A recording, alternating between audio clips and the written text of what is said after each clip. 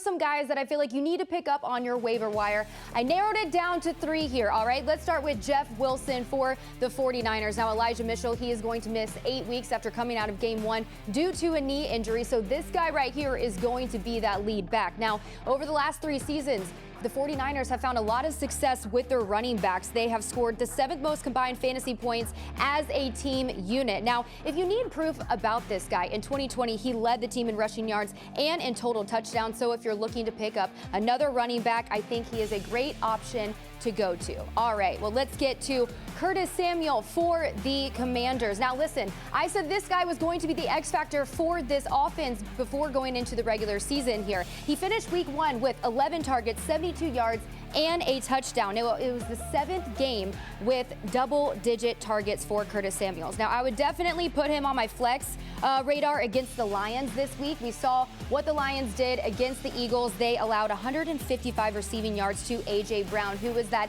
#1 guy on the Eagles offense. So with Curtis Samuel being that X factor, I think he's going to see a lot of action. Now, if he is gone, another guy on this team, I think Jahad Dotson, the rookie, he is a stud. We saw a little bit of action. I think he's going to get a lot more, so you can pick him up. And then finally, we got Robbie Anderson for the Panthers here. The game didn't end how the Panthers had hoped, but this guy, he had a really great game. He led the teams in targets over McCaffrey and more, also receptions and receiving yards, including that 75-yard touchdown. Now, the quarterbacks over the last few seasons, especially last year, they have really struggled on this Panthers team with the long ball. But when you got a guy like Baker Mayfield, we know he performs well when he has a chip on his shoulder, and with that experience under center, I think we're going to see a lot more guys get targets, and one of those being Robbie Anderson. I would pick him up as a flex option on your fantasy team.